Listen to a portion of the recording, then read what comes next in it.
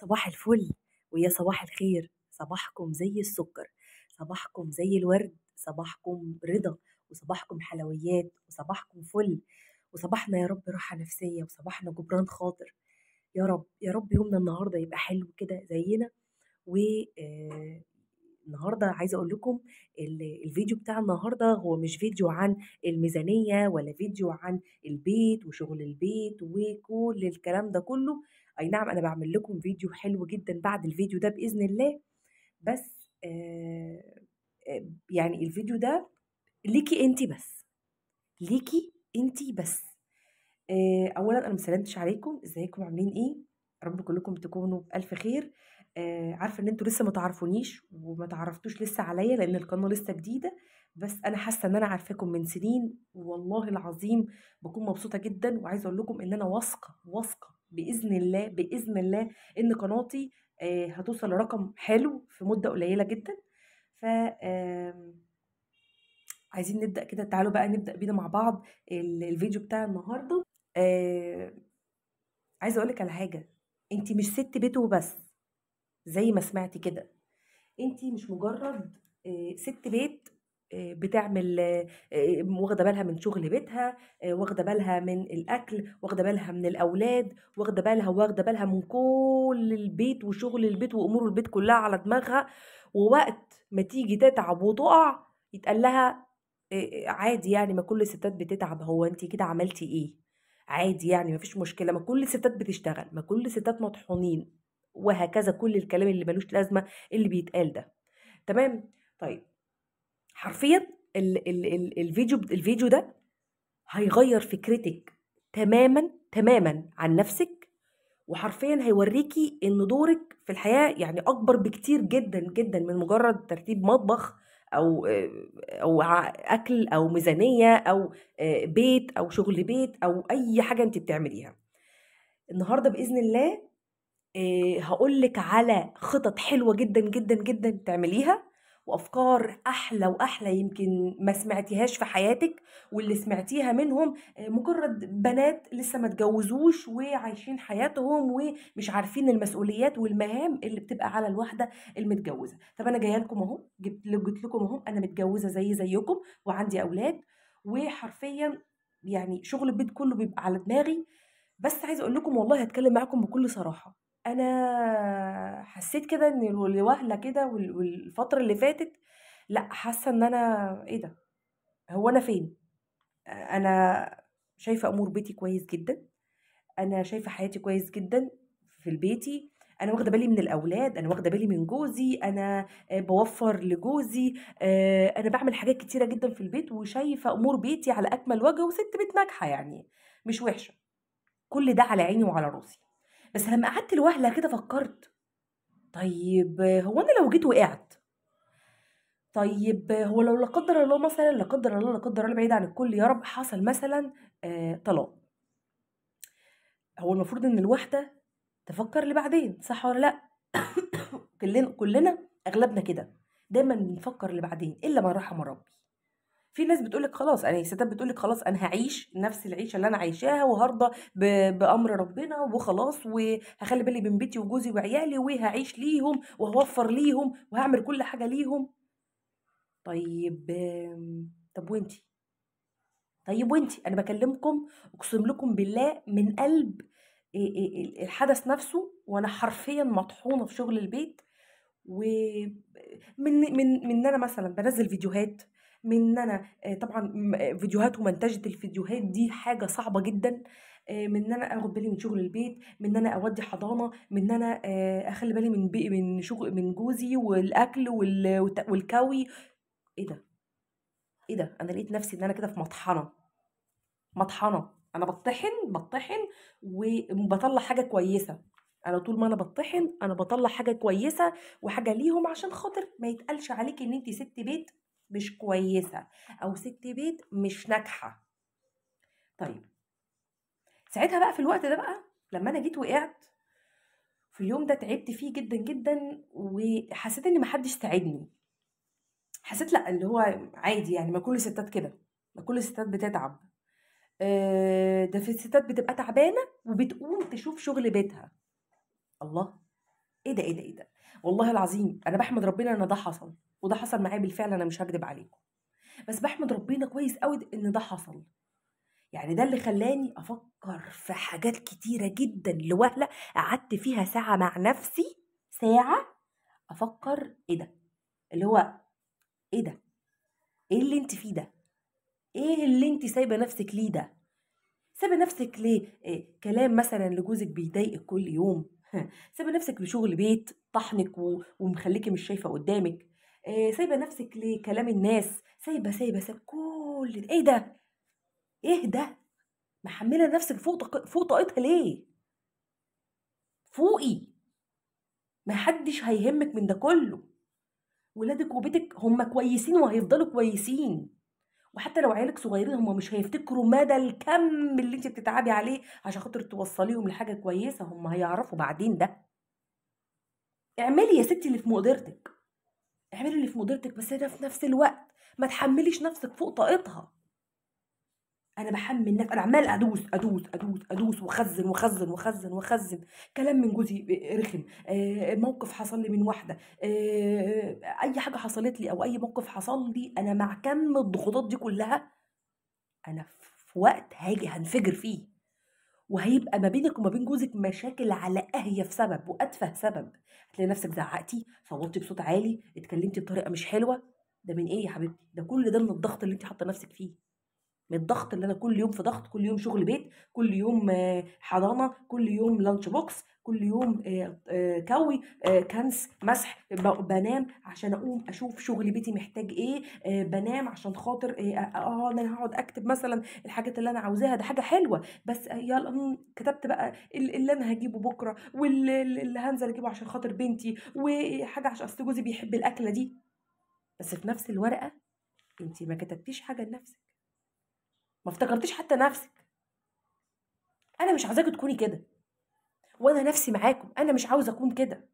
انا عاوزه اشوف شغل بيتي واشوف امور بيتي، وفي نفس الوقت ابقى شايفه حاجه لنفسي، حاجه لنفسي انا.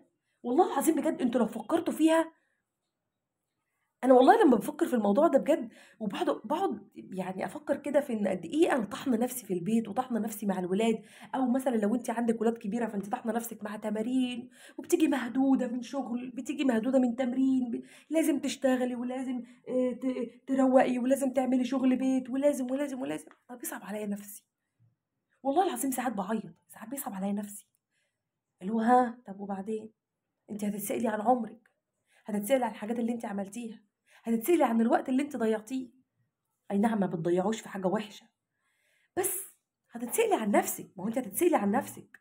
طب لما تيجي تتسألي عن نفسك هتردي تقولي ايه؟ هرد اقول انا خلصت كليه وانا خلصت دبلوم او. طب وبعدين؟ وانت فين لما ربنا يجي يسألك؟ هيقول لك هو انت عملتي ايه في دنيتك؟ ايه الحاجه او ايه التاتش اللي انت حطيتيه في حياتك؟ ما هو يعني لما الواحد يبقى في مطحنه من شغل بيت لميزانيه لاكل تصوير ليه كل دي حاجات مش لنفسه، بس يجي عليك وقت اللي هو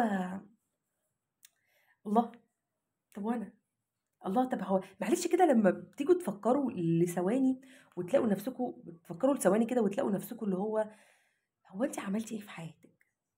انا ربيت الاولاد وبخلي بالي من شغل البيت. انتوا عارفين ان تربيه البنات والاولاد دي صعبه جدا، وشغل البيت صعب جدا، والميزانيه والحاجات والتوفير وكل الكلام ده. ماشي يا ستي، على عيني وعلى راسي، انت ست بيت زي الفل. طب وماذا بعد؟ هو انت عملتي ايه؟ انت اللي بتتفرجي عليا، انت عملتي ايه وانا عملت ايه؟ انا عندي كام سنه دلوقتي؟ انا عندي 30 سنه. انا ما عملتش اي حاجه. انا واصله ل 30 سنه، انا ما عملتش اي حاجه مع اني معايا كليه، بس ما عملتش اي حاجه. ومش عاوزه ان احنا ندوس على نفسنا اكتر واكتر. مش هنحط بقى حجاجنا وهنعلق الحجج بتاعتنا على شماعه، اصل البيت، اصل التمارين، اصل الاكل، اصل الشرب، اصل الترويق، اصل. مش هينفع، مش هينفع. والله العظيم انا بكلمكم من نفس الحدث. الوقت اللي انا حصل فيه الموقف ده، من بعد الموقف ده انا قعدت كده مع نفسي. ايه ده؟ بقى الكلام عمال يتردد في ودني. ما كل الستات بتتعب، ده في ستات بتبقى تعبانه وبتقوم تشوف شغل بيتها. حرفيا حسيت انه والله العظيم خلاص على كده، هي لازم وقفة، والوقفة دي مفيش رجوع منها، مفيش رجوع.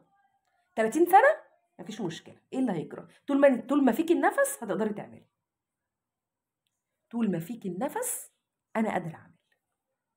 عشان كده قررت ان انا اشارك معاكم الفيديو ده، وبرضو انتوا تشجعوني، وباذن الله هحط لنفسي خطة، وهشوف شغل بيتي كويس جدا، وهودي حضانة، وهعمل ميزانيات، وهعمل فيديو بإذن واحد أحد، وهعمل كل حاجة، وهكون ست بجد بجد ناجحة.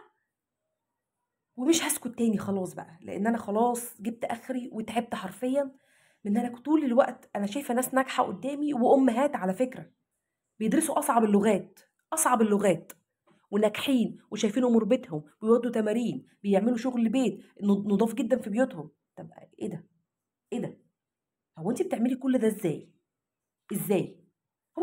كل اللي بيعملوه ان هم بيرتبوا بس حياتهم، وحاطين نفسهم اولا زي ما بقول لكم ايه، في الصداره، في الاول، مش حاطين نفسهم في اخر حاجه في الهامش، اللي هو انت تحت خالص، انت مجرد ست بيت.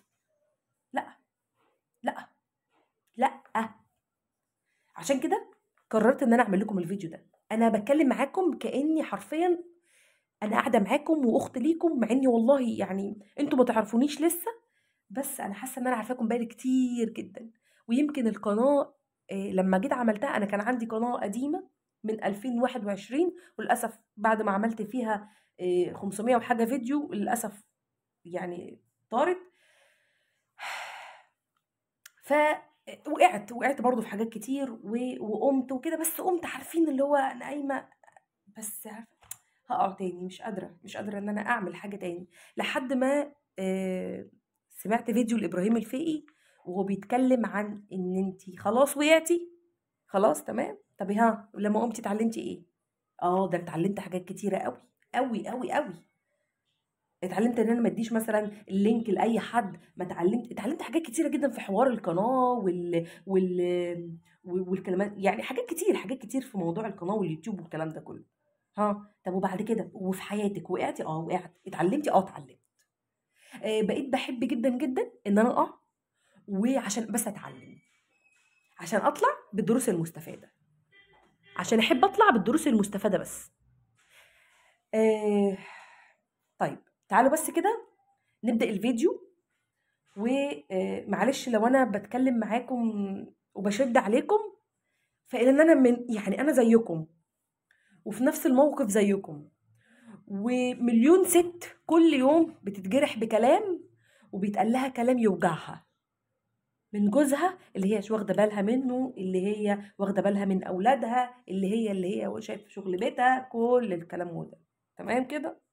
فانا قررت ان انا اعمل الفيديو ده، وانا باذن الله والله العظيم زي ما قلت لكم انا عارفه ان الفيديو ده هيعدي، وكل الناس هتسمعني، وكل ست بيت شايفه ان هي نفسها تنجح وعايزه تنجح باذن الله من بعد الفيديو ده انت تفكيرك هيتغير. مش هقولك بنسبه 70%، هقولك بنسبه 50%، عن افكار ما كانتش في دماغك. خلاص بقى هنبدا نبني قاعده، وهنبدا نعمل بنى اسمنت بقى وطوب. المهم ان احنا هنبدا نبني كده بيت صغير، هو البيت ده هيكون ليكي انت بس، والافكارك انت بس، ولحياتك انت بس. تمام. طيب اول حاجه العنوان الفيديو، طبعا انت مش ست بيت، انت مش ست بيت بس، زي ما قلت لك انت تقدري تعملي اكتر من انك تكوني ست بيت، انت قادره تنجحي جدا في حياتك. طيب هل انا قادره اكون ناجحه؟ ازاي هنجح ازاي؟ طب انت عارفه ان انا تعبانه، وانا باجي من التمارين، او انا باجي من الشغل بودي تمارين، وباجي اشوف شغل البيت و يا ست الكل، انت مش مرتباهم، انت مش مرتبه، وانت عارفه ان اليوم بيخلص بسرعه. طب اسمعي كلام، اسمعي الكلام. ما انا التانية بنزل اشوف امور بيتي، انا مش قاعده فاضيه. انا التانية مش مثلا سنجل بقى ولسه بنوته ما اتجوزتش فبقول لكم تعملوا ايه وافكار بضحك بيها عليكم. لا، انا معاكم يا جماعه ومنكم، انا نفس الموضوع زيكم. تمام. يمكن بعمل حاجات اكتر منكم بشويه، لان انا برضو واخده بالي من اخواتي وحاجات كتير يعني بدون تفاصيل. فاقدر اكون ناجحه. هسالك سؤال، هو ايه اللي اهم ليكي دلوقتي؟ ايه اللي اهم ليكي دلوقتي؟ شغل بيتك، ولا علاقتك بجوزك، ولا علاقتك بجوزك واولادك، ولا علاقتك بتطوير نفسك، بانك تكوني احسن؟ انا هسألك السؤال ده، وقفي الفيديو وردي عليا، وردي على نفسك. ايه اللي اهم ليكي دلوقتي؟ شغل بيتك، علاقتك بجوزك واولادك، تطوير نفسك؟ هتقولي لي الثلاثه مهمين. حاجه من الحاجات اللي انا قلتها دي يعني نسبتها شويه عاليه. هتبقى طبعا هتقولي ان شغل بيتك بنسبه 80%، هتقولي علاقتك بجوزك مثلا بنسبه 50%، هتقولي نسبه تطوير لنفسك هتقولي مثلا لما بلاقي وقت فاضي 1% مثلا. ده صح؟ انت شايفه ان كده انت صح؟ طب تخيلي بقى واحده تانية، هي التانية دي هي خلاص بقى اتعلمت واتقرصت صح. تمام. قالت لك اهم حاجه عندي تطوير نفسي، اهم حاجه عندي يلا نفسي. بس مش معنى ان يلا نفسي يعني ان انا ما احبش ولادي او احب نفسي بعيدا عن ولادي، لا. دي ست ناصحه، ست ذكيه، ست عارفه تدبر امور بيتها كويس، بس اهم حاجه نفسها. وعلى فكره انت لو شفتي نفسك حلوه و اهتميتي بنفسك، على فكره هو كل اللي حواليك هيشوفك حلوه. كفايه نظرتك لنفسك وقت ما انت معديه داخله مطبخ، داخله الاوضه، داخله تعملي اي حاجه، ها، وانت تلاقي نفسك كده في المرايه تبصي على نفسك وتحزني على نفسك، اللي هو انا ايه اللي انا عملته في نفسي ده؟ ما هو انا واحده بطور من نفسي، وواحده بهتم بنفسي وبهتم بصحتي. انا لما اجي اعدي من قدام المرايه وانا ماسكه طبق الغسيل وشايلاه، انا هعدي وانا شايفه نفسي حلوه. بالعكس، ده انا هدي لنفسي في كل مره اقول فيها ان انا حلوه، او اقف قدام المرايه كده واحب نفسي، انا هقول لنفسي في كل مره وهدي لنفسي كميه ثقه، لا يعني كميه ثقه مهوله. هيبقى عندي ثقه في نفسي بطريقه مهوله، حتى لو انا مليانه، حتى لو انا رفيعه جدا. ما هو انت موجوده اهو، انت على الارض لسه، انت تقدري تعملي لسه، انت فيكي النفس طالع وداخل. الناس هتقولي مثلا انا كبيره في السن، انا عندي 40، عندي 50. اقسم لك بالله انت لو دخلتي على اليوتيوب وشفتي قصه نجاحات ناس معديين ال60 سنه، بصي هتتذهلي زي ما انا ما اتذهلت بصراحه. استغربت ازاي يا جماعه، يعني الواحد برضو لما ايه، يعني انا كنت بقول لنفسي ايه الكلام اللهبل اللي انا كنت بقوله، اللي هو انت عديتي، انت 30 سنه يعني، وانت هتعملي ايه؟ ايه اللي هتعمليه في حياتك؟ ايه اللي هعمله في حياتي؟ ده انا هعمل حاجات كتيره قوي. ياه، ياه على النظره اللي انا كنت شايفه بيها نفسي. ده انا كنت شايفه نفسي وحشه قوي. اه والله العظيم بجد. المهم، سالتي نفسك السؤال اللي انا عاوزه اساله لك؟ سالتي نفسك خلاص؟ تمام كده، انت بقيتي زي الفل. تاني حاجه، انا خلاص سالت نفسي وعرفت آه، ان انا نفسي اولا، اهتمامي بنفسي اولا، ثم اهتمامي بجوزي وعيالي، والله العظيم هديهم اكتر من عينيا وهعمل لهم كل حاجه هم عاوزينها. بس الاهم من ده كله هو نفسي اولا. تمام، بس نفسي اولا بطريقه صح، مش نفسي اولا واركن عيالي وارميهم وبهدلهم وكل الكلام ده. لا لا لا لا، نفسي اولا مع بيتي وحياتي وكل اللي انا بعمله، كل الحاجات اللي انا بعملها في البيت، مع زائد نفسي، بس نفسي اولا واهم حاجه فيهم. تمام. طيب، ايه الحاجه التانية بقى اللي عندي؟ انا دلوقتي فكرت انا قد ايه نفسي اكون ناجحه، وانا قد ايه عطيت يعني طاقه ايجابيه لنفسي دلوقتي، وانا نفسي خلاص، انا قررت ان انا هطور من نفسي وهعمل حاجه صح. تمام. طيب، ايه بقى المواهب اللي عندك؟ مش المواهب يا ستي، ايه الحاجه اللي انت بتحبيها؟ اقعدي كده مع نفسك. ده عايزه اقول لك على حاجه، انت بت... بكلمك دلوقتي وانا بكلمك دلوقتي في الفيديو، عايزه اقول لك ان انت دماغك مشتته على فكره، انت مش عارفه تفكري. انا عماله اسالك اسئله انت مش عارفه تفكري، اللي هو ايه؟ انا بحب نفسي؟ ايه؟ انا ايه اللي بحبه؟ هي ايه المواهب اللي عندي؟ عشان انت نسيتي ده، انت دفنتي الحاجات دي كلها. اي حاجه انت بتحبيها وتهتمي بيها انت حرفيا دفنتيها. انت بقى مش مثلا هي قديمه عندك، انت دفنتيها لدرجه ان انا بسالك دلوقتي السؤال انت مش عارفه تردي عليا، اللي هو ايه ده انا هاخد وقت كبير قوي ان انا افكر ايه الحاجه اللي انا بحبها. انت خدتي فعلا وقت تفكري. طب ليه؟ ما هو كل ده بسبب ان احنا رمينا الكلام ده كله خلاص ودفناه من زمان، وقديم وكمان واتحلل. فانا مش عارفه ان انا افكر. فكري دلوقتي في ايه الحاجه اللي انت بتحبيها. وقفي الفيديو وفكري يا ستي حتى لو 10 دقايق. عارفه ان مخك مشغول وعارفه ان عليكي ضغط، بس فكري 5 دقايق. انا بحب ايه؟ ايه الحاجه اللي انا بحبها؟ ايه الحاجه اللي بتبسطني وانا بعملها؟ بتبسط مثلا وانا واقفه بهتم بنفسي، بهتم بشعري، بعمل ماسكات، بحط مونيكير، بعمل اي حاجه. ايه ده الحاجه اللي انا عاوزه اعملها؟ خلاص عرفنا ايه اللي احنا بنحبه، وايه اللي احنا بنكرهه في نفسنا، وايه اللي احنا عايزين نظبطه ونعدله. خلاص تمام. طيب بعد كده بقى خلاص انا عرفت انا عايزه اكون ايه، رتبت خلاص دنيتي وافكاري، ظبطت نفسي، وبعد كده عرفت الحاجه اللي انا بحبها. حطي ايدك على حاجه انت بتحبيها، حطي ايدك على حاجه انت بتكوني فرحانه وانت بتعمليها. تمام. طب بعد كده ايه بقى؟ خلاص انا عرفت ده كله. بعد كده انا عاوزه اتعلم حاجه جديده. انا قررت هتعلم حاجه جديده. ايه الحاجه اللي انا هتعلمها جديده؟ معلش ما اعرفش. المهم ان انا هتعلم حاجه جديده. انا قررت ان انا هتعلم حاجه جديده. انت بقى الحاجه اللي انت بتلاقي نفسك شاطره فيها وناجحه فيها، اتعلميها، زوديها مهاره، زوديها خبره. انا دلوقتي مثلا بحب مثلا الكروشيه، نفسي اتعلمه، نفسي اتعلم التفصيل، نفسي اتعلم مثلا لو واحده مش بتعرف تطبخ نفسي اتعلم الطبخ، نفسي اتعلم اي حاجه نفسك تتعلميها. اليوتيوب مليان، اليوتيوب مليان. الوقت اللي انت بتقعدي تتفرجي فيه على اي حاجه ملهاش لازمه على اليوتيوب، ولا اغنيه ولا وانت بتشتغلي وبتعملي امور بيتك، اتعلميها. حطي كده، والله العظيم اقسم لكم بالله انا اقول لكم انا بعمل ايه. انا وانا بغسل الاطباق وبغسل المواعين بحط الموبايل كده على مكان كده عندي على المطبخ، على المكان بتاع المعالق وكده والحاجات دي، وبحط عليه وبتعلم الحاجه اللي انا عاوزاها، واللي بدات اعملها بقالي يومين بس. مش هكدب عليكم واقول لكم انا بعملها من زمان، بدات اعملها بقالي يومين. بحط الموبايل كده قدامي وانا بغسل المواعين وانا شايفه شغل بيتي اهو، بس بطريقه ذكيه، بطريقه ناصحه، بطريقه الستات الناصحه. بحط الموبايل كده وابدا ان انا اتعلم الحاجه اللي انا عاوزاها. التعليم والله العظيم ما هيقف، ولا هيقول لك انت ايه ده، انت بتتعلمي ليه، انت بتتعلميني ليه. الانسان هيفضل طول عمره يتعلم، طول العمر الانسان هيفضل يتعلم، وهيموت كمان ناقص علم، بس هيفضل يتعلم. ولو جه حد اتريق عليكي، اسكتي، اسكتي.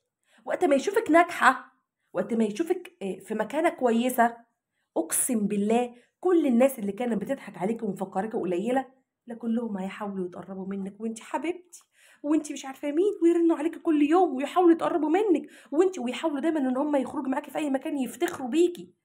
ده لو انت شفتي نفسك صح. انا بقول لك اهو انا بعمل شغل البيت، انا ما بقولكيش انا مش بعمل شغل البيت، انا بعمل شغل البيت، بس اللي قررت ان انا اتعلمه، قررت اتعلم حاجه انا بحبها. تمام. وبقيت بحط الموبايل على مكان كده في المطبخ، انا واقفه بعمل مواعين اهو، انا واقفه بعمل الاكل، انا بروق، انا بعمل حاجه، بس بسمع.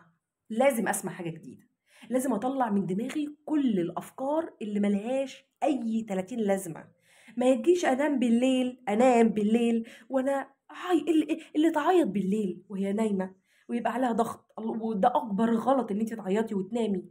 اللي تفضل يا عيني قاعده مع نفسها كده سرحانه، مالك يا حبيبتي في ايه؟ شغل البيت ومش عارفين نجيب منين وكل الكلام ده كله.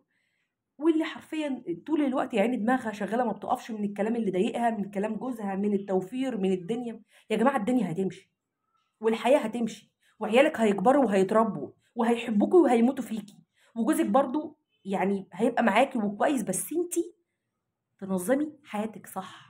ومش تنظمي ان انا همشي على خطه، لا، احنا المتجوزين ما بنعرفش نمشي على خطط. بس هقول لك على افكار بسيطه جدا جدا تنظمي بيها دنيتك. تمام. يعني مثلا انا قررت دلوقتي ان انا هتعلم حاجه جديده. تمام. هتعلم كروشيه، هتعلم طبخ، هتعلم تفصيل، هتعلم الريزن، هتعلم اللي هي الصابون والحاجات دي، تعليم اللي هي كورسات للصابون والحاجات دي، وهفيد بيها بيتي. هعمل حاجات ابيعها، هتعلم مثلا طريقه الشوكولاته، هتعلم اي حاجه في الدنيا، اي حاجه في الدنيا انت عايزه تتعلميها هتتعلميها. طيب دلوقتي انا عايزه انظم نفسي بمخك كده، مش بورقه وقلم. تمام. هنظم مثلا نفسي ايه، انا عاملها لكم كده كورقه، بس انا عايزاكي تحطيها في جوه دماغك، يعني عايزاكي الحاجات دي تتحط جوه دماغك. تمام. 8 8 8 بخطة 8 8 8. ايه 8 8 8؟ طيب لو انت ست بتشتغلي هتظبطي نفسك وهتدبري امور بيتك وهتروقي وهتنضفي وهتعملي كل شغل البيت وامور البيت بذكاء حتى لو انت بتشتغلي، وهخليكي كمان تتعلمي حاجة جديدة. طيب اول 8 ساعات في اليوم هو شغل مثلا، لو انت بتشتغلي، ده انا بتكلم لو انت بتشتغلي. تاني 8 ساعات ممكن يكون احنا مش بننام ال8 ساعات قوي، ممكن نخليهم 4 ساعات نوم. تمام، والاربع ساعات التانيين يعني اول 8 ساعات هيكونوا شغل شغل شغل، سواء انت بتشتغلي او سواء انت ست بيت. لو انا بشتغل فهيروح في الشغل، لو انا ست بيت هيروح في امور البيت، في ترتيب البيت، في الغدا اللي انا عاوزه اعمله النهارده، اي حاجه ليها علاقه بالبيت انت عايزه تعمليها.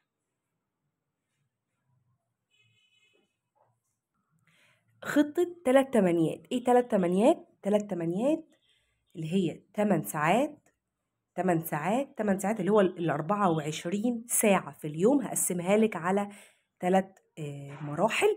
أول مرحلة هي خطة ال8 ساعات، 8 ساعات سواء كنت ست بيت أو كنت بتشتغلي. لو انت بتشتغلي فال8 ساعات خلاص هم رايحين في الشغل. تمام. آه، لو انتي ست بيت فال8 ساعات هيكونوا رايحين في شغل البيت وفي التنظيف وفي الاكل بقى، ميزانيات، اي حاجه انت عايزه تعمليها اعمليها. مهم، اهم حاجه الصبح ده كله هيكون لشغل البيت بتاعك. تمام. طب تاني 8 ساعات، تاني 8 ساعات ممكن نقول عليهم للنوم. 8 ساعات للنوم اللي هو انا بصحى الصبح بدري جدا، فانا هضطر ان انا هنام بدري جدا. تمام. اللي هو اول 8 ساعات هيكونوا للشغل او شغل البيت، تاني 8 ساعات هيكونوا للنوم. طب تالت 8 ساعات انا كده، ما انا بشتغل وبشوف امور بيتي وبنام. طب وبعد كده تالت 8 ساعات هيكونوا، هنقسمهم 4 4. 4 للاولاد والواجبات والحاجات اللي خلاص هنعملها بالليل بعد المغرب دي، واربع ساعات التانيين هاخد منهم بالظبط ساعتين لو اللي انت هتقدري عليه. تمام. وبعد كده الاربع ساعات التانيين هيكونوا ليكي انت. لو قعدتي طول الاربع ساعات تذاكري للاولاد هتخلصي كل الحاجات اللي وراكي، هتخلصي كل الوجبات وكل الانشطه اللي وراكي. الاربع ساعات التانيين اللي هو قبل ما تنامي فيهم بدري، انا عاوزه حاجه لنفسك ليكي انت. الاربع ساعات التانيين انا عاوزه حاجه ليكي انت، اوعي تتخلي عنهم. اعتبر ان دول حقك كل يوم. حد بيجي كده يديكي الفلوس بتاعتك او حقك، او حد مؤجر منك شقه فانا باجي اديكي فلوسك او حقك. شوفي انت بتبقى عامله ازاي لو ليكي عند حد فلوس. انا كل يوم هاجي اديكي 4 ساعات من وقتك، الاربع ساعات دول هيكونوا ليكي انت بس. يا ستي، يا ستي انت عارفه لو استغلتي مثلا الاربع ساعات دول في ان انا مثلا بعمل ماسك، بعمل حمام كريم لشعري، بتعلم حاجه جديده، دخلت كده على اليوتيوب شغلت فيديو ما كملش دقايق فتعلمت فيه حاجه جديده فقمت جربتها، هتتعلمي حاجات كتيره جدا وهتستغلي وهتحبي فكره الاربع ساعات دي جدا. ولو جه يوم الاربع ساعات دول ما بقوش موجودين هتزعلي، هتزعلي ويومك هيتقفل، لان انت حبيتي ده لنفسك. انا بقيت بحب ده لنفسي، بقيت بحب ان انا الاربع ساعات دول خلاص دول بتوعي، انا هاخدهم لنفسي مش هديهم لحد. في كمان فكرة تانية، فكرة 4 3 2 1. ازاي؟ اول 4 ساعات ده هيكونوا لشغل البيت والحضانة واللانش بوكس وكل الكلام ده كله. أنا طبعا بقوم بدري يعني هتجهزي بقى نفسك، خلاص انت قررتي ان انت تكوني واحدة تانية، قررتي تعملي البعدين عشان تلاقي بعدين حاجة تتسندي عليها. تمام. اول 4 ساعات طبعا انت هتكوني قايمه من بدري، هحضر لانش بوكس، هودي حضانه، هنزل اجيب حاجه لو انا عايزه اجيبها من تحت الخضار او كل الكلام ده كله وهطلع. تمام. ال3 ساعات التانيين 3 ساعات هيكون لجوزي وللاولاد. عايزه اعمل مثلا اعمل لهم حاجه حلوه، هعمل لهم واجبات، هعمل لهم اي حاجه. نخليها مثلا 4 ساعات تانيين، بلاش هخليه 4 ساعات تانيين، يبقى 4 4 1. تمام. اول 4 ساعات لشغل البيت واللانش بوكس والحضانه وكل الكلام ده كله والحاجه اللي انا عايزه اجيبها من تحت. تاني 4 ساعات لجوزي والاولاد والمذاكره والواجبات وكل الكلام ده كله. ساعة واحدة بس لو انت مشغولة خالص خالص مش هتقدري تعملي خطة ال3 تمانيات يا ستي. ساعة واحدة بس، انا بقول لك اهو، ساعة واحدة ليكي كل يوم هتعلم فيها حاجة جديدة، مش طالبة منك اي حاجة تانية. ساعة واحدة بس. تمام؟ عندك الخطتين وقرري هتختاري انهي خطة فيهم.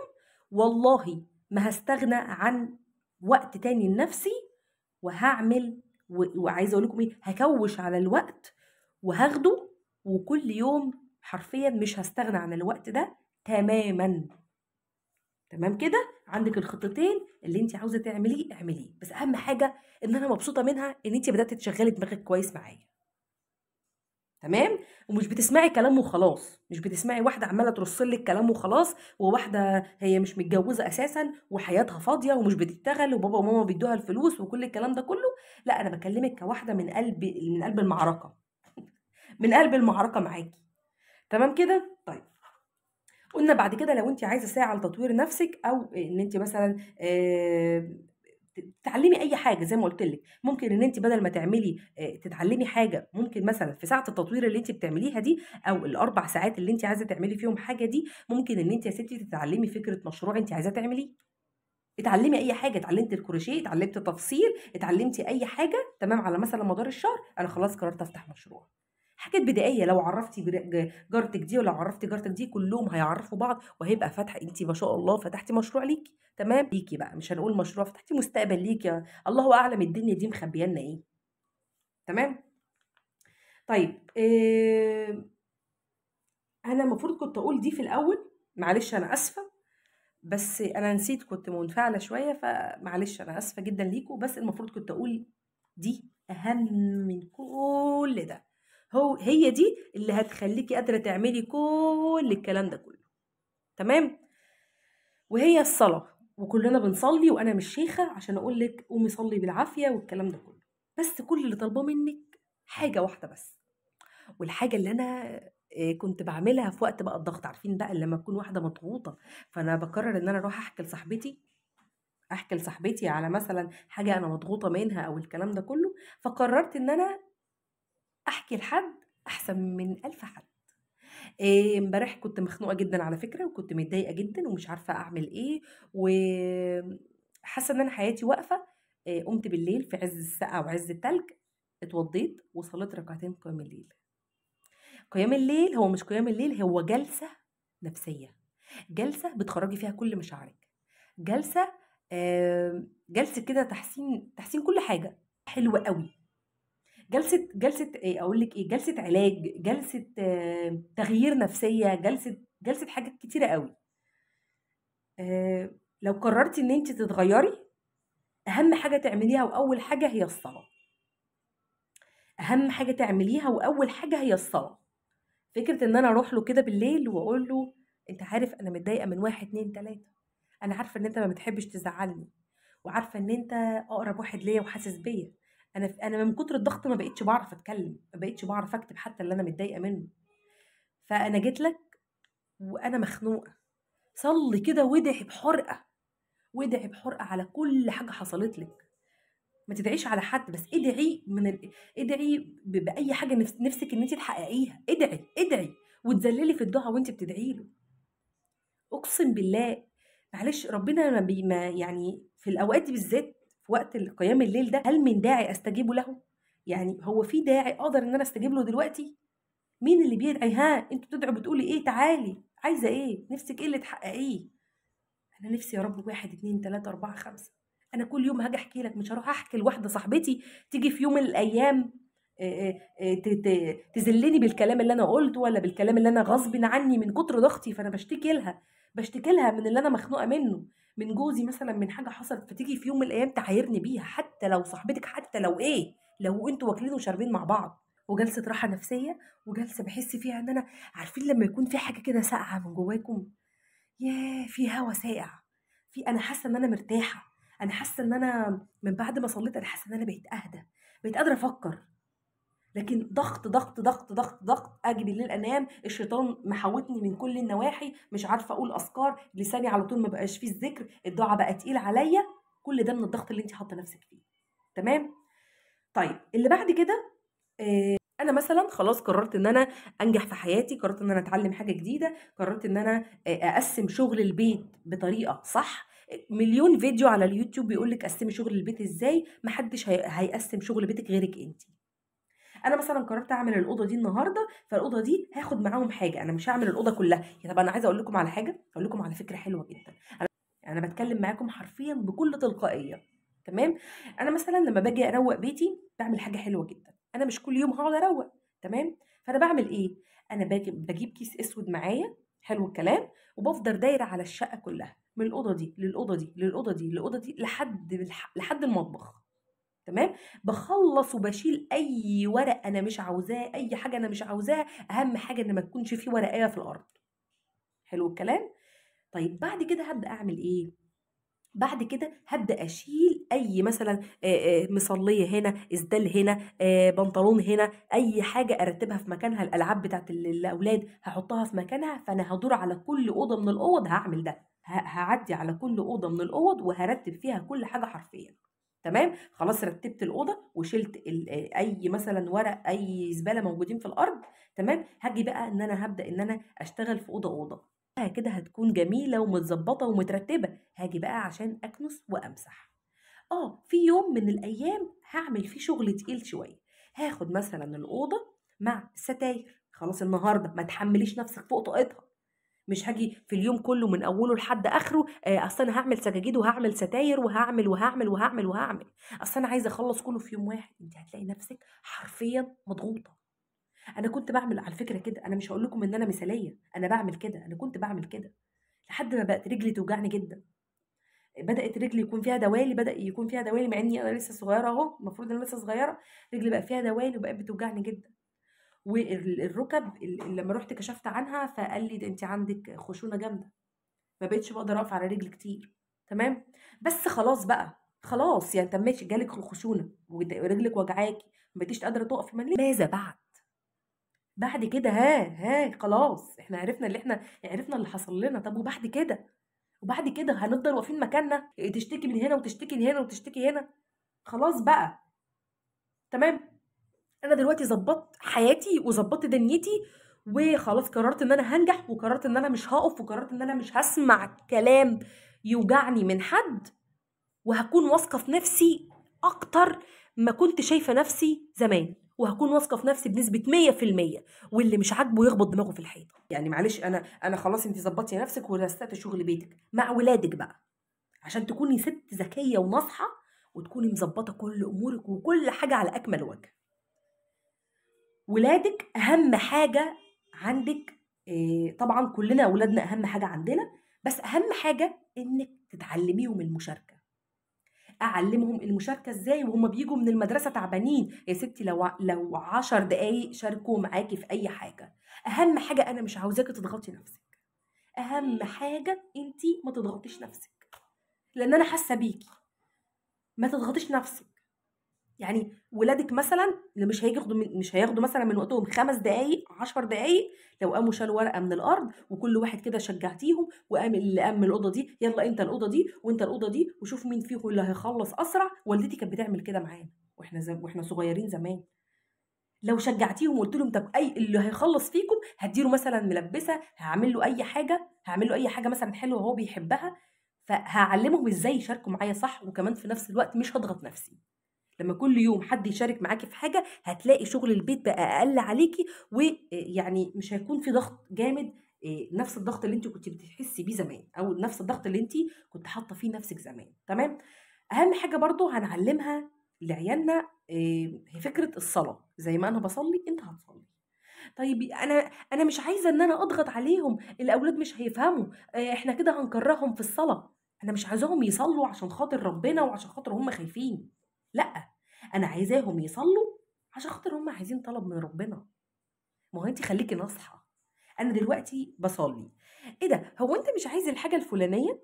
مش انت نفسك ان انت تعملها؟ طب تعالى يا عم، روح اتوضى، او تعلميها ازاي تتوضى، او تعلميه ازاي يتوضى لو هو صغير، وتعالى اطلب من ربنا. كل مرة أصلي فيها أقف جنبي واطلب منه، كلمه كده زي ما أنا بكلمه، واتكلمي قدامه ربنا وعلميه إن هو إزاي يكلم ربنا. تمام.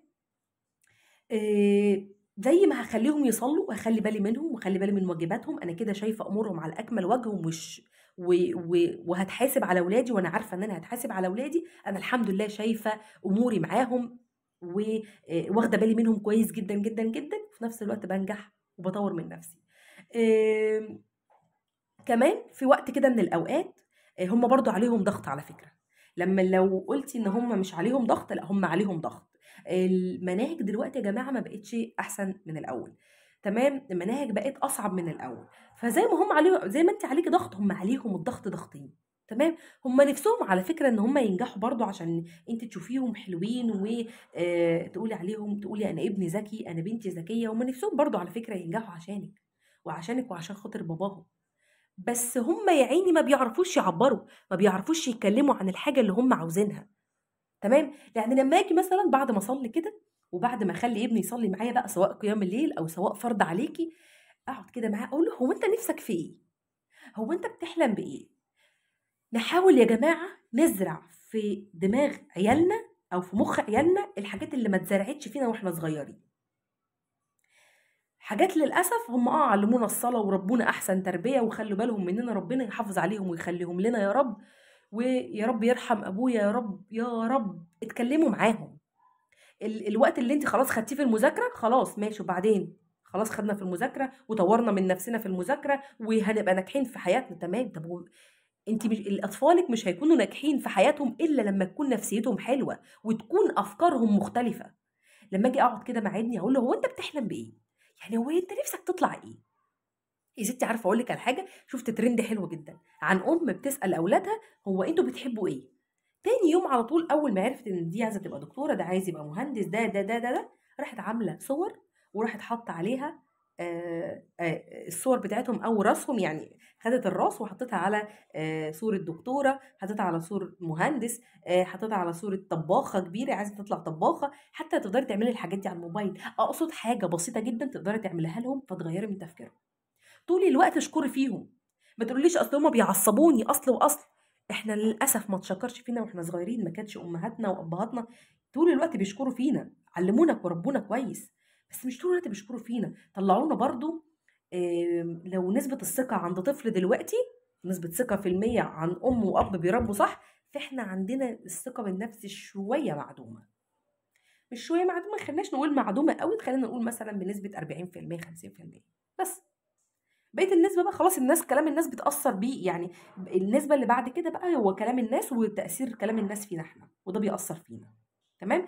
طب أنا بقى أعلّم ابني إزاي الحاجات اللي أنا ما اتعلمتهاش في حياتي أعلّمها لابني دلوقتي؟ يالّا علّميه، ما هو قاعد معاكِ. ابدئي بقى ازرعي بقى، ما هو أنتِ التانية بتبني، ازرعي النبتة بتاعتِك، ازرعي نبتتِك صح. طول ما أنتِ بتزرعي النبتة صح، طول ما أنتِ هتلاقي حاجة، طول ما أنتِ هتلاقي بعد كده. والله يا جماعة لو أنتم فاكرين إن أطفالكم مش فاهمين، هم فاهمين كويس جدًا، وعندهم أحاسيس ومشاعر يمكن أكتر مننا، وبيحسوا بكل حاجة، سواء أم أو أب بيتخانقوا قدّام طفل، يا جدعان الأطفال بتتعقد. اللي كانوا زمان أهالينا ما بيقدروش أو ما عندهمش الخبرة الكافية أو الوعي الكافي إن هم يعلموه لنا، يا جماعة أنتِ ازرعي بقى، ازرعي عشان تعرفي تحصدي. ما هو أنتِ لو زرعتِ دلوقتي أنتِ بتؤجري على اللي أنتِ بتعمليه على فكرة، سواء شغل بيت، سواء بتكوي، سواء بتكنسي، سواء بتمسحي، سواء بتغسلي، أنتِ بتؤجري على كل ده عند ربنا. بس في نفس الوقت أنا عايزة أغيّر من تفكيرهم، مش عايزين إن هم يكبروا كده وخلاص يالّا ما نعملش أي حاجة في حياتنا. أمّا لو كبّرت وعلّمت طفل وزرعت فيه أنت كويس، أنت شاطر، اتكلّم عن نفسك، اللي يضايقك اتكلّم عنه، ابدأ اتكلّم عنه، ما تخافش منّي ولا ما تخافش من باباك، اتكلّم عن أي حاجة أنت عاوزها. الطفل ده والله العظيم هيطلع عنده ثقة بنفسه عالية جدًا. ففكرة إن أنا أزرع في ولادي إن أنا الحُب حتى لو بازعّق لهم على فكرة، فكرة إن أنا أقعد معاهم 10 دقايق بس أتكلّم معاه، أتكلّم معاه مش هاعمل أي حاجة. أنت نِفْسك في إيه؟ إيه اللي أنت نِفْسك بتحلم بيه؟ إيه اللي أنت عاوزه؟ فيا جماعة بجد، بجد لازم نقعد مع أولادنا، زي ما أنتِ بتقعدي وقت ليكِ وتخصصي وقت ليكِ لنفسِك، يبقى أنا كمان ليّا وقت لولادي. ومش هاقول لِك وقت لولادِك بس، وقت كمان لجوزِك، يعني ما فيش مشكلة لو إحنا خدنا وقت لجوازاتنا. أي نعم في رجالة مش بتسمع خالص، مش بتسمعنا تمامًا، أو رجالة كتومة، أو رجالة عصبية جدًا. فأنتِ حاولي واتكلمي وقولي احنا مثلا في اي مشكله احنا مش عاوزين ان احنا نخلي المشكله كبيره قوي قوي قوي. حاولي فضي اول باول اي مشاكل، وما تحاولوش تناموا انتوا الاتنين زعلانين مع بعض. حاولي، انا مش هقول لك ان كل الرجاله كويسين وكده، لا، حاولي، بقول لك حاولي. عرفتي كان بها، ما عرفتيش يبقى كتر خيرك. حاولي اقعدي معاه وقولي له مثلا على انت عارف ان انا بيضايقني واحد اتنين تلاته، انت عارف ان انا عليا ضغط كبير، وانا عارفه ان انت عليك ضغط كبير وضغطي يمكن اكبر من ضغطي انا، بس ما تحاولش تنكر وجودي، ما تحاولش تمسح ان انا، ما تحاولش تمسحني خالص من دنيتك. تمام. حاولي تتكلمي معاه في الحاجه اللي بتضايقك. انا بيضايقني واحد اتنين تلاته، وانت بيضايقك واحد اتنين تلاته. ايه رايك لو احنا الاتنين ما عملناش الحاجه دي؟ ايه رايك لو مش كل يوم نتخانق، مش كل يوم نتخانق، يكون في بينا فتره تفاهم كده، ومعلش انا اي حاجه متضايقه منك فيها انا هاجي وهكبها في وشك. بس مش هكبها ان انا اتخانق معاه يعني، هنكون قاعدين في ساعه صفا كده وهقول لك على كل حاجه بتضايقني دلوقتي حالا. وانت كمان ليك ان انت تقول لي يا سيدي على 5 حاجات بتضايقك فيا، وانا يا سيدي مش هعمل. حاولي كده يكون في، يا ستي بقول لك حاولي، ما تقوليش لا، بقول لك حاولي. حاولي يكون في ساعة صفا كده. والله العظيم الحاجات دي بتغير يا جماعة. فكرة ان هو مثلا هيجي يضايقك فهيفتكر الحاجات اللي بتضايقك فمش هيعملها، لو عملها مرة مش هيعملها التانية. فحاولي تتكلمي معاهم، وسواء مع ولادك او سواء مع جوزك. انا عايزاكي تظبطي حياتك كلها من كل النواحي. عاوزة حياتك تكون حلوة، وعاوزاك تكوني راضية عن نفسك. عاوزة وقت ربنا ما يجي يسألك انت عملتي ايه، قولي يا رب انا عملت كل حاجة حلوة. انا عملت كل حاجه حلوه لبيتي، خدت بالي من ولادي، خدت بالي من وجباتهم، وفرت لجوزي، ظبطت ميزانيتي، ظبطت كل حاجه انا عاوزه اظبطها. وانا بقول لكم انا معاكم، انا زيكم اهو. قررت ان انا من بعد كلمه ما عجبتنيش، قررت ان انا اتعلم حاجه تانية. قومي وما تقوليش انا العمر فات بيا، انت العمر ما فاتش بيكي على فكره. انت بتعلقي طموحاتك وافكارك الهبله على حاجات ملهاش لازمه. وعلى فكره يعني انت مش خايفه تبقي لما تكبري تبقي عالة على عيالك، ما يكونش ليكي حتى مصدر دخل، تقعدي تتنقلي من البيت ده للبيت ده للبيت ده، واللي يعاملك حلو واللي يعاملك وحش؟ مش خايفه من ده؟ انا خايفه، وكلنا خايفين، وانت كمان خايفه. طب ما تكرري. مش بقولك اتعلمي لغه، اتعلمي كروشيه، اتعلمي طبخ، اتعلمي اي حاجه تقدري تفتحي منها مشروع، تقدري تشتغلي منها. عايزه تكملي تعليمك، ربنا مقدرك، ما تكملي. هو ايه اللي هيمنعك؟ حاولي تعملي اي حاجه، اي حاجه تكوني راضيه بيها عن نفسك. مش عاوزاكي كل يوم تنامي معيطه، مش عاوزه كل يوم الضغط عليكي بيزيد لحد ما تنفجري في اي حاجه، في اي مع اول مشكله تافهه. طيب، انا خلاص خلصت كل الكلام اللي انا عاوزه اقوله لك، و يا رب يا رب اكون فدتك باي حاجه، او حتى غيرت فكره معينه، او خليتك تفكري في فكره تانية وتغيري تفكيرك شويه. كل اللي عاوزه اقوله لك، كل واحده فينا عندها مواهب وقدرات، وتستاهلي، تستاهلي مليون مرة، تستاهلي انك تظهريها للعالم وتظهريها لكل اللي حواليك. بس كل اللي بطلبه منك انك تبدأي بخطوة صغيرة، خطوة صغيرة، وتخلي نفسك غالية. ده كل اللي طالباه منك، مش طالبة منك حاجة اكتر من كده. خلي نفسك غالية عشان اللي حواليك كلهم يشوفوكي في مكانة حلوة. وبس كده. ده كان نهاية الفيديو، ويا رب الفيديو بتاعي يعجبك، واللي انا عارفه ان هو هيعجبك والله العظيم. وهتبداي بقى كده تسرحي كده وتفكري في الحاجات فعلا اللي انا قلتها لك. اتمنى ان الفيديو بتاعي يكون عجبك، واتمنى ان انا اكون حطيت كده زي لمبه او شمعه في افكارك المتلخبطه واللي فيه زحمه ما بينهم كده. فانا جيت حطيت لك شمعه، حطيت لك لمبه ما بين الافكار، وخليت الافكار كلها تهدى عشان تبداي ان انت تنظميها بطريقه صح. الفيديو بتاعي خلص معاكم، وقعدتي معاكم خلصت، وانا زعلانه جدا. بس باذن الله نتقابل في فيديو جديد، و وانا بحبكم جدا جدا جدا جدا. اسيبكم بقى في رعايه الله.